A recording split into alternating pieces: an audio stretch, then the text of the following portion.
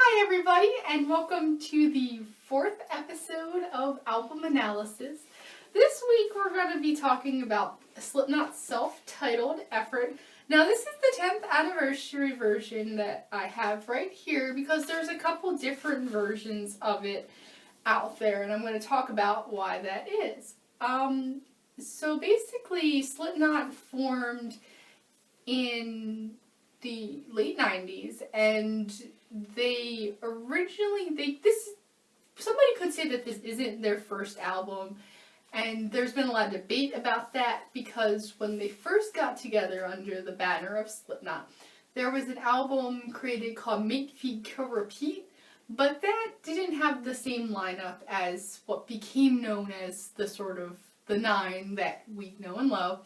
And Make, Feed, Kill, Repeat was never officially released. It's out there in the world, available on places like YouTube and for download, but they had a different lineup and the songs were very different than the Slipknot sound that we know, although there are some songs from Make, Feed, Kill, Repeat that developed into some of the songs we see on Self-Titled.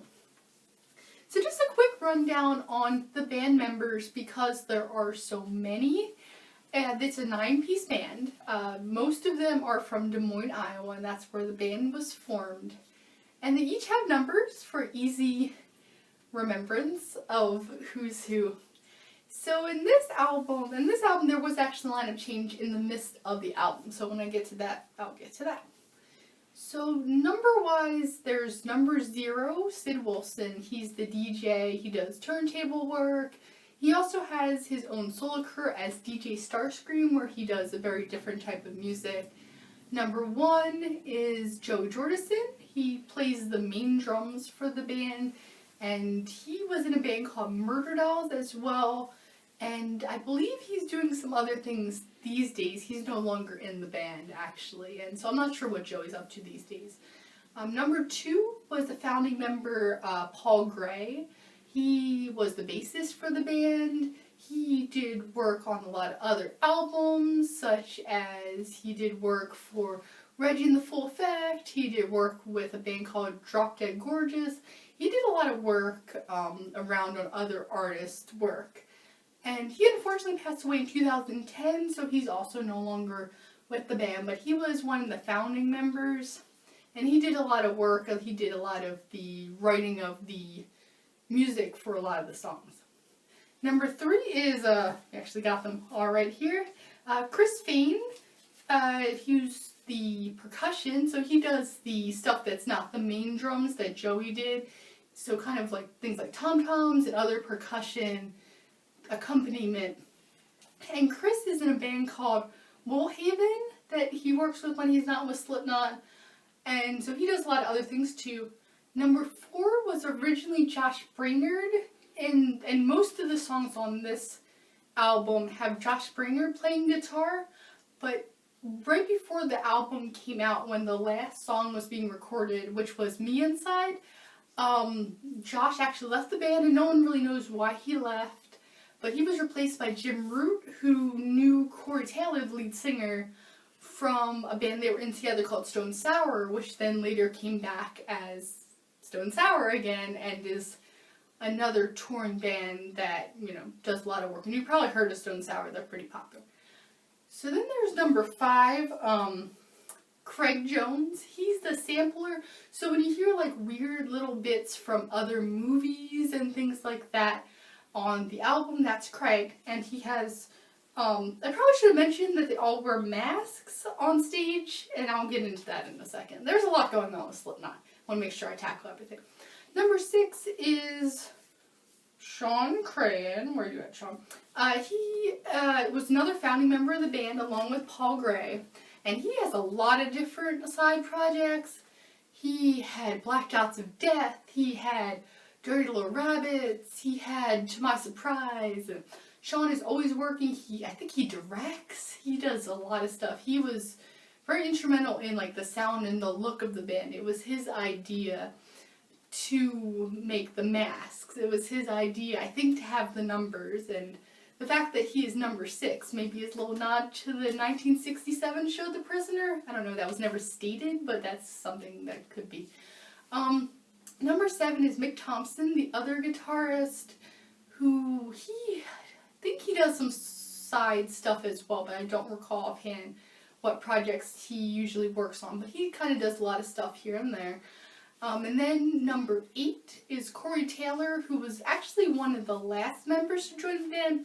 Originally, when they recorded Mate, Feed, Kill, Repeat, they had a singer named Anders Kolsefny, and Anders wrote very different stuff than what Corey writes. Most of Mate, Feed, Kill, Repeat, part of why it's so different is that it's about a role-playing game called Werewolf, and so it's a bunch of songs mainly about playing this role-playing game. So it's a lot of orcs and elves and stuff. It's an interesting album, but it is, like I said, it is very different than Slipknot, which is a lot more universal and not so tied into a particular topic the way Mate, Feed, Kill, Repeat was. Anyway, so Corey they kind of found from, he was in Stone Sour at the time with Jim Root, and they just really liked his vocal range, and they brought him in. And then he was going to be a lead singer, and Anders was going to be like backing vocals, and Anders decided he didn't want to be like a backing vocalist, so he left to join his own band, and now he does other stuff. He was in a band called Painface. I think he's in another band now. So Anders is definitely still around, still doing stuff. So, you know, he's very talented in his own right, but I think when they found Corey, they found the right sound that they were really looking for. So getting into Self-Titled itself, this was, like I said, the first album that Slipknot put together, and they were still, I guess to an extent, finding their sound from, you know, what they had been doing previously with Mate, Feed, Kill, Repeat, and kind of learning how to work as a 9-piece, because most bands there are not many 9-piece bands out there, especially that have stayed together as the 9-piece, because Slipknot were the same 9 guys from the end of the Self-Titled album when Jim joined to up until Paul Gray's death. And now they have, then Joey left shortly after Paul died, and now they have 2 new members. But they were pretty much the same 9 guys for quite some time.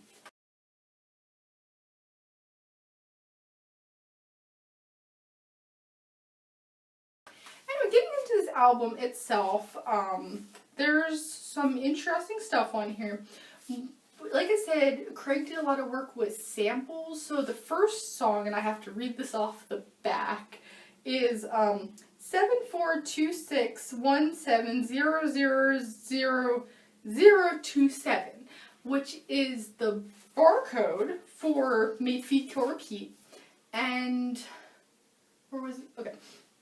And it was, they have this barcode on their initial outfits for the stage show were boiler suits with a barcode on them, and this was the barcode they had on. And the idea that as Sean Crahan put it about, was that we're a product. So it was kind of taking a shot at the commercialism of the music industry that they were now entering into. So this song, it's a very short song, and Craig did a sample of somebody in a documentary about Charles Manson and just put it on repeat. And so that's our first song. And that brings us into the second track, which is Sick.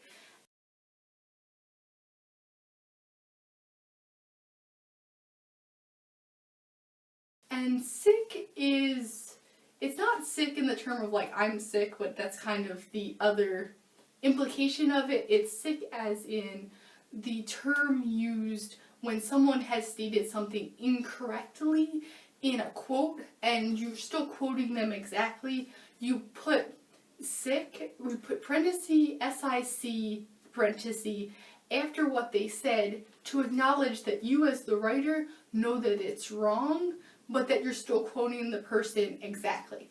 And because the quote from the Charles Manson documentary that's used in the first song is the whole thing, I think, is sick. It's kind of a double play on words, but they use that different acknowledgement, the different wording, spelling, phrase, whatever, for the title of the second song.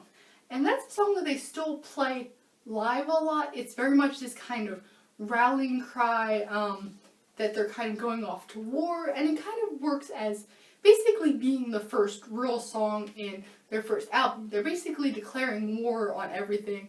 They're saying they're a product, which is going against a lot of musicians kind of saying, I'm true music, everyone else might be this and that, but we're true artists. They're kind of saying we're a product, and we're in your face, and this is us, and kind of just putting themselves kind of firmly out there from the first song.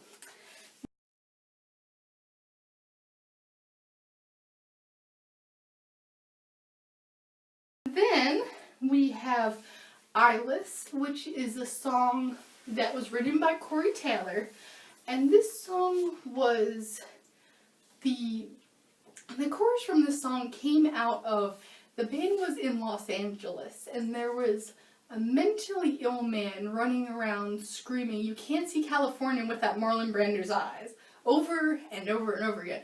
And they ended up using this line as the chorus to the song, and kind of, you could take it as, in the way that they use it is, that kind of the commercialism of Los Angeles and California as a whole, as seen by people who are from Iowa, which is a very different place from California, a very kind of down-home, rural kind of place that were, like Corey would say in interviews, in Iowa you didn't need a whole bunch of A-list people to have a party. You just go over someone's house and have a party, and you just like hang out and do what you're going to do. It's very like down-to-earth place, Des Moines, and kind of being transplanted to the big city, to LA, with all this glitz and glamour, but still in all that glitz and glamour, seeing this person who's very, mentally ill and disillusioned and just kind of saying the same thing over and over again, and a very like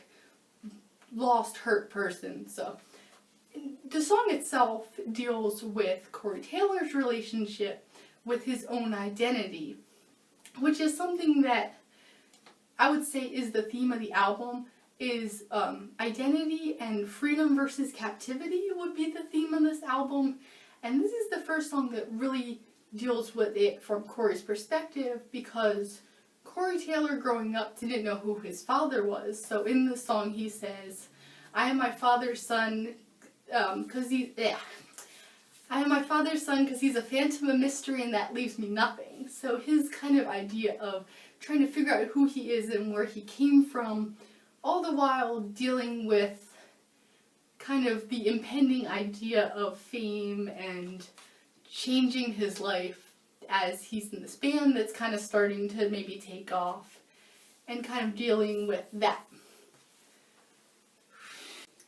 And by the end of Eyeless, there's this idea of that there's been a change of identity for Corey, the speaker, however you want to look at the person who's speaking in the song, because he says and repeats, "Look me in my brand new eye," which is this kind of idea that he's developed an identity, even if it may not be one that's like a positive identity, because it is a very dark song. It's a very dark album overall. But he's definitely changed because, like, the title of the song is Eyeless, that he's blind, that he doesn't know who he is or where he's going. But then at the end he says, "Look me in my brand new eye." And so he's developed an identity, but what it is kind of up for debate.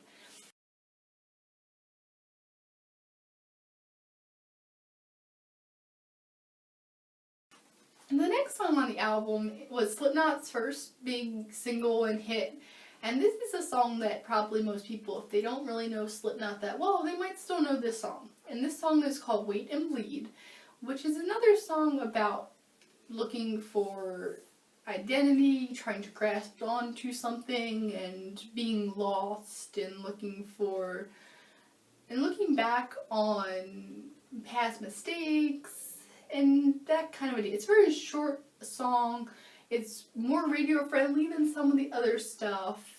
And in Wait and Bleed, it seems like he's kind of like literally waiting for something, waiting and kind of looking for somebody to come or make that connection.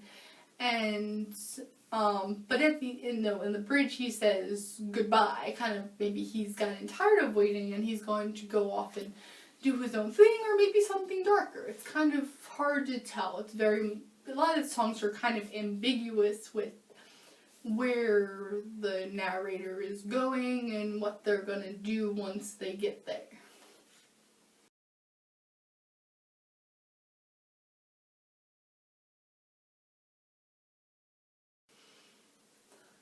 After Wait and Bleed is Surfacing, which is another song they tend to play live a lot. And I think the title comes from the fact that they use this sound at the very beginning of it, that it almost sounds kind of like a submarine sound that repeats over and over again. And definitely they use a lot of interesting sounds that you don't usually hear in music, and Surfacing is definitely one of them. And now Surfacing, similarly to Sick, it's sort of a rejection of what other people want the band to be, and I think that's why it's become such a popular song with stage shows, because they say in it like don't belong and don't exist and kind of don't do anything that they're telling you to do. It's sort of a rejection of conformity, a rejection of other people's roles, a rejection of everything, but still sort of grappling, but also not being willing to be in the mold that someone else has created for the narrator or for the band as a whole, because Surfacing is definitely a song that I think has become representative of the band itself. After Surfacing is Spit It Out,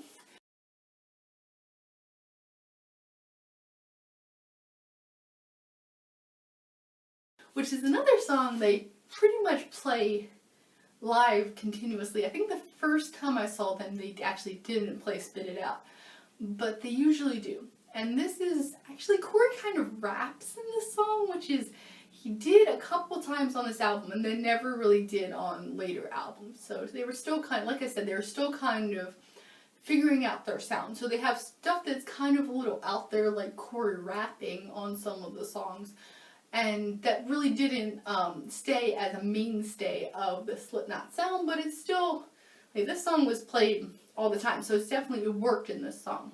And Spit It Out, it was apparently directed towards some radio DJ that insulted Slipknot, and it's a very angry song, a very kind of bitter song, and basically just kind of telling this guy where he can put his criticism, to put it family friendly. And at the end, there's this part where Corey does this kind of building crescendo, and when they do it live, they have everybody, well, he sings it the first time, and then he goes back and he does like a little introduction, and then has everyone crouch down on the floor, and when Corey kind of gives the word, everyone jumps up and starts going crazy. And it's really interesting to see, you can kind of tell who's been to the Slipknot show before, because as soon as that part starts, some people start crouching down, and other people are looking around like, what is going on? Why are these people getting down on the ground? But so it's a very interesting song, and Corey actually even did a solo version of it, where he did kind of an acoustic version, and he had people jumping on one foot, which was interesting to see. So they're feeling very, Slipknot can control a crowd, let me tell you.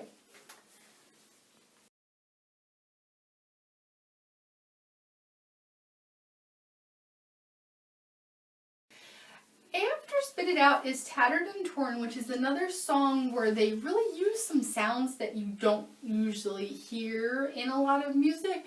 And I don't even know what to call the sound that they use at the beginning of Tattered and Torn, but it's almost kind of this memnotic pendulum sound, and kind of brings up ideas of like pin the pendulum, because it kind of keeps going back and forth. It's almost kind of hypnotizing you into the song, and it's very, definitely goes back to the idea of captivity versus freedom, which is another theme of the album along with identity. And in this song, it's just kind of, it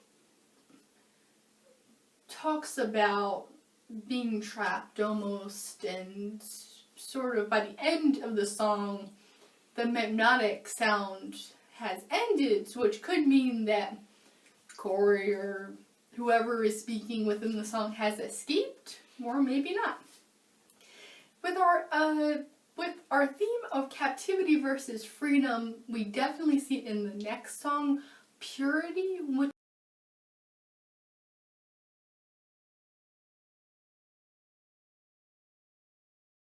Purity is also the reason why there's very different versions of this album. So let me tell you the Purity story and what happened with that. So when Corey Taylor was going to write songs for this album, he stumbled upon a website that talked about a girl named Purity Knight who was buried alive in a coffin, and people were investigating what happened to Purity and who had put her in this box and buried her alive. And Corey was really freaked out by this and, decided he wanted to write a song about this murder case that he had been reading about. He wrote Purity, and he also wrote a little song called Frail and Nursery, which is another sort of interlude that went before Purity on the original album. They put this on the original album. The album came out. Therein lied the problem. There was no Purity Knight. It was not a murder case. It was a short story that somebody had written in an interactive kind of format for the website, and the guy who wrote it didn't appreciate his character of Purity Knight being used on an album without his permission and without him getting some money for it. Therefore, they had to reissue the album, taking Purity and Frail and Nursery off of the album. And then they replaced it with the song Me Inside, which on this album, the 10th anniversary, is a little bit later. I guess they worked it out because Purity's back on the 10th anniversary album, which I'm really glad about because it's my favorite song on the album, so it would be a shame to see it go. I suppose Corey and the guy who wrote the story worked something out. So Purity, like I said, is about a girl who gets buried alive in a box, and she's kind of reflecting on why she's in this box and what's going on.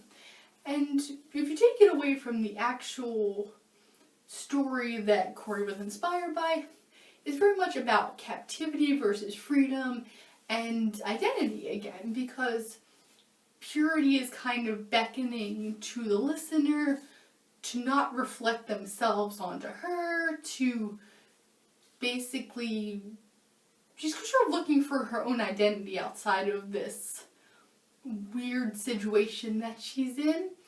And the song does it really well. It's a really good song, one of Slipknot's best songs. Frail and Nursery is not back on the 10th anniversary version, which is a little bit of a shame. But it's a short little clip of Purity, like, reading a story to somebody. And it's available online, or if you know someone with the original version of the album, it's out there. It's like 20 seconds long. Anyway, from Purity, so some versions have Purity, some versions don't, and then the 10th anniversary has both Purity and Me Inside on it. And they've been playing Purity live for a while, so I guess it was easier maybe to get the rights out there to play it live than to actually put it on the album up until the 10th anniversary one came out. I'm not sure really all what happened with that.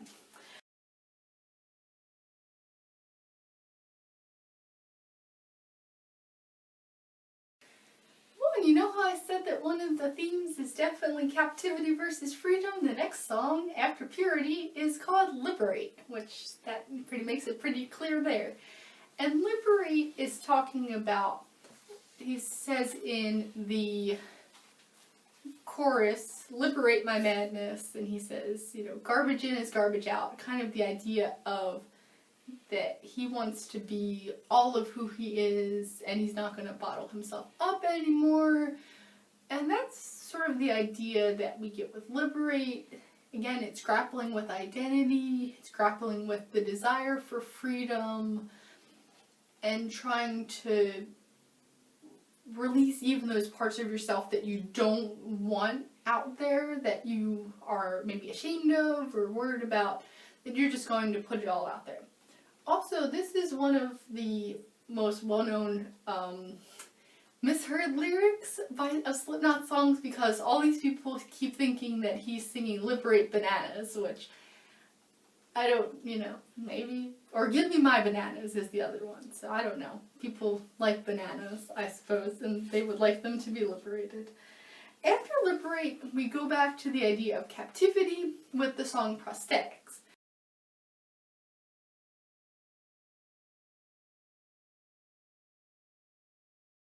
Prosthetics was inspired by, again, a story, except in this case it was the book and movie The Collector by John Fowles, which is, in a nutshell, The Collector is about a guy who wins the lottery and he decides he wants to kidnap the girl of his dreams, and it's their weird dynamic that occurs, and you get to see it both from his point of view and her point of view in the book. In the movie, it's more just his point of view. The movie was, I think, came out in the 60s with Terrence Stamp in it. It's a very good book, a very good movie.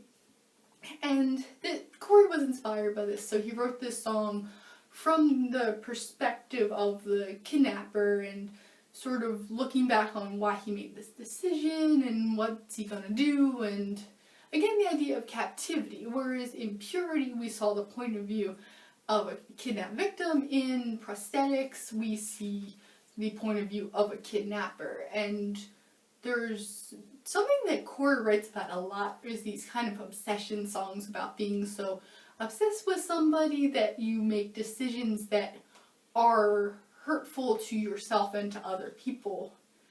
And this is a theme that comes back again and again and again in Slipknot songs. Corey writes about this a lot. And so these are two of definitely the earlier ones. I would say maybe not so much in Purity because we don't really know why she's in the box, we just know that she's there. Whereas in Prosthetics, we get the sort of building idea of that they're obsessed with this person and they're going to kidnap them and etc. So that's Prosthetics. Prosthetics is followed by No Life, which is the other song in which we get Corey rapping.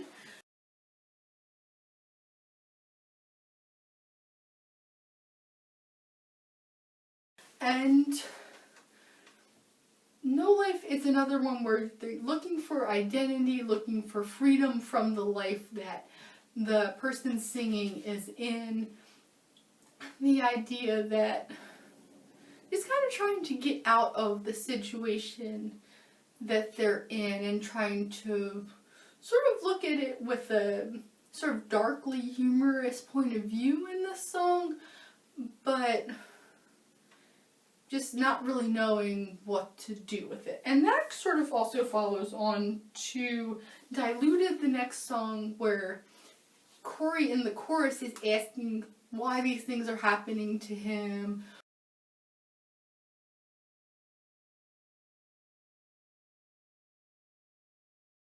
why he's in the situation that he's in, and really sort of downing himself, whereas in No Life there's this sort of smirking, bitter, sort of darkly humorous aspect of it, while also being angry. Diluted very much turns it all inward, and it's this kind of very self-loathing type of song. And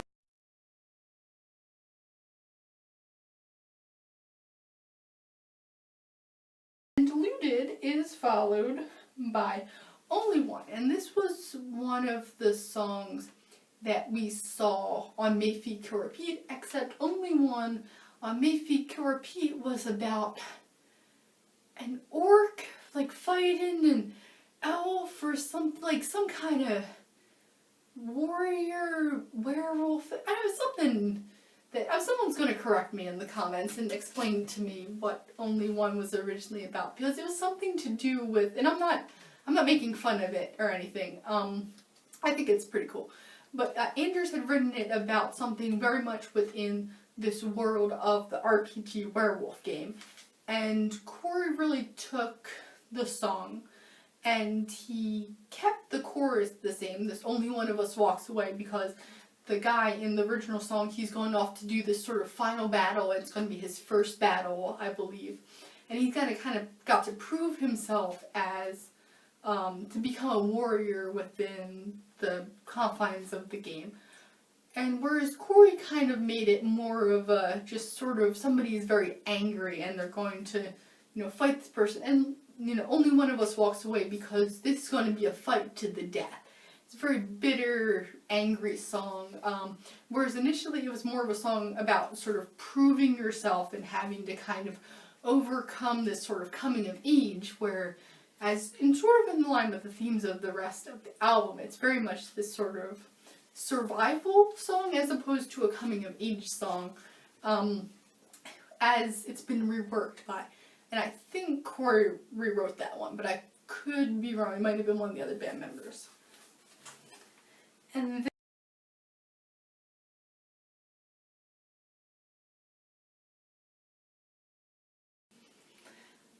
the last song on this album is Scissors, which was written by drummer Joey Jordison. And Scissors is a song that it's about a person killing themselves, I believe. It's very this sort of almost Chinese water torture type of idea of this person slowly dying and being bitter at the world and the ideas that are going through their head. And you can definitely tell here that Joey was very inspired by the band Korn, because Scissors to an extent sounds a little bit like a Korn song. Not that he stole it from Korn or anything, but in a lot of the repetitions, especially the crescendo part near the end, where where Corey starts to really freak out and you know, sort of rage at the heavens almost in the context of the song, it very much brings to mind a lot of things that Jonathan Davis from Korn used to do with his repetition of certain phrases and building an intensity each time, which is something that Slipknot does too, but they do it in a little bit of a different way. In Scissors, definitely it sounds a lot like the kind of stuff that Jonathan Davis would do, where he would get out a couple words and then stop and then scream a couple words and then get out a couple words and stop and then scream and change it a little bit more. Whereas in a lot of Corey stuff, he tends to keep the lines in a way more similar, to where he repeats the whole line and it'll get angrier and angrier, but he doesn't really do the stop and starts that Jonathan Davis usually does, and you definitely see those stops and starts in Scissors. And so that's basically kind of what Scissors is about, and it's this sort of dramatic suicide. I mean, I would say it's probably a suicide based on just kind of what you can hear in the song, and that's how it ends the album.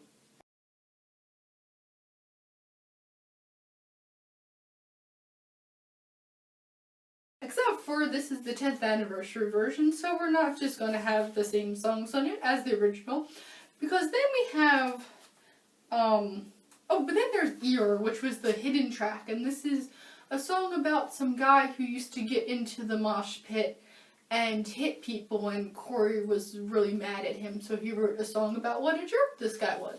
So whoever that guy is out there, you're a jerk, stop hitting people in the pit. And after that was, oh, then there's Me Inside, which was the song that they replaced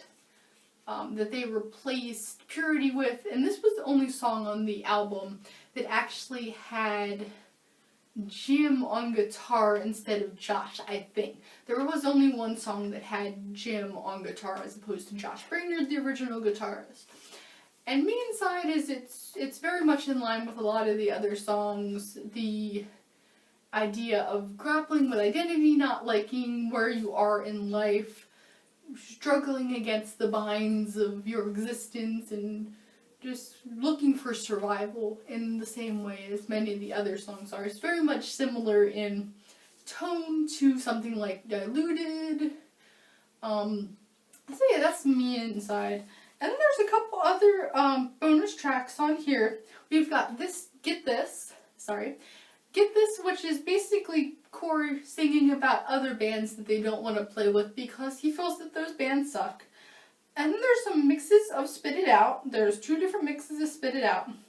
There's a mix of Sick. There's 2 mixes of Wait and Bleed. And then there's a demo called Snap, which never became like a full song. They just kind of did a demo of it. Interloper, which was similar to some of the stuff that ended up coming on the album, but didn't end up being a song just of itself. and Despise, which ended up becoming Purity. And Despise was able, I think, to be released before Purity, because in Purity they actually say Purity at the end. Corey does this, his crescendo part with the word purity, which of course would, I guess, be the other guy's copyright. So whereas Despise doesn't, it's basically the same song, but without a lot of the Purity specific stuff. So Despise actually, I think, came out before Purity because it was less litigiously, you know, whatever. Anyway, so this is the first Slipknot album, and I like it. I don't like it quite as much as some of their later stuff. I'll be honest about that. Just because I really love Iowa, I really love Volume 3, I really love All Hope Is Gone. And what I like the first album. I just think I kind of love those a little bit more.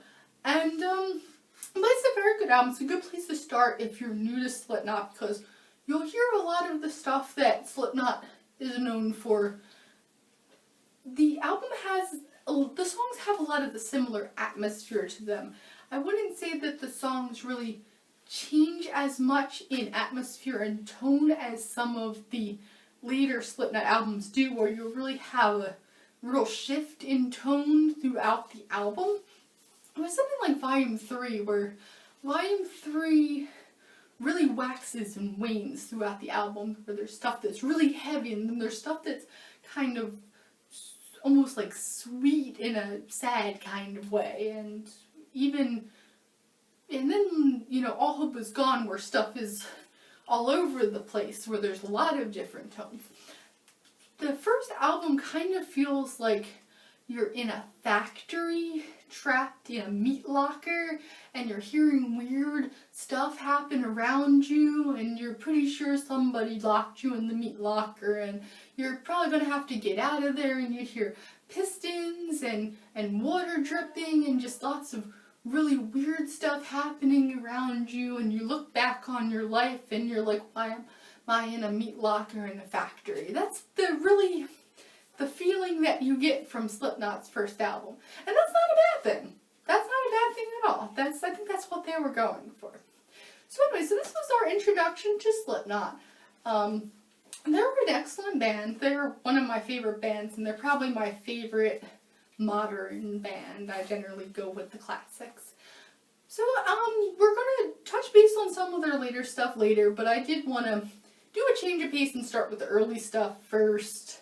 Especially as their most recent album was after the death of Paul Gray. So I didn't want to keep doing episodes where we were talking about how people had died right before the album came out. So anyway, so this is Slipknot subtitled. You can find it anywhere that music is sold. 10th anniversary version was pretty good. There's a lot of cool stuff on there. If you like, you know, mixes and stuff, and you wanted to get both Purity and Me Inside, it's on here. Slipknot also just announced a tour that they're going to be doing this year. They're going to be all around America, and then they're doing a tour in Australia with Metallica. So that should be really exciting. And so definitely check that out if you get a chance. So the album is about identity, it's about freedom versus captivity, it's about being trapped in your life and trying to figure out a way out. And so I'm actually going to change pace for the next episode, because I'm going to do something that I've never done before. I'm going to actually talk about a book. I'm going to talk about Mercury and Me by Jim Hutton, because it's music adjacent. It's about, you know, Freddie Mercury. So I'm going to touch base on Mercury and Me in the next episode, and then we'll be back to music. So if you're like, well, I want to hear about the music, then we're coming back to it. And I'm not sure which one I'm going to do next, so if you got something you want me to talk about, put it in the comments. Do you want me to talk about The Miracle, which would probably be the next Queen album we talk about? Or we could definitely talk about Iowa by Slipknot, which is one of my favorite Slipknot albums. It's the first one I got. I love Iowa. It's so great. It's real dark. It's real heavy. Or we could talk about Avenged Sevenfold. We can go and talk about Hail to the King. We could talk about Self-Titled, which is going to be real fun to try to talk about on a family-friendly station, but I did good on this one. So we're gonna see what we're gonna do. Anyway, so put in the comments, like, subscribe, let me know what you want me to talk about. If there's some real far out thing that you want me to talk about, just let me know what it is and I'll try to track it down and I will listen to it and I will let you know what I think the themes are. So that's me. Have a good one. And check out Slipknot on tour. Oh, one last thing. Definitely, Corey Taylor does a lot of work with some great charities. One of the main ones is Child Find of America, where they try to find missing children. So definitely check that out. And as always, Mercury Phoenix Trust, fighting AIDS worldwide. Bye.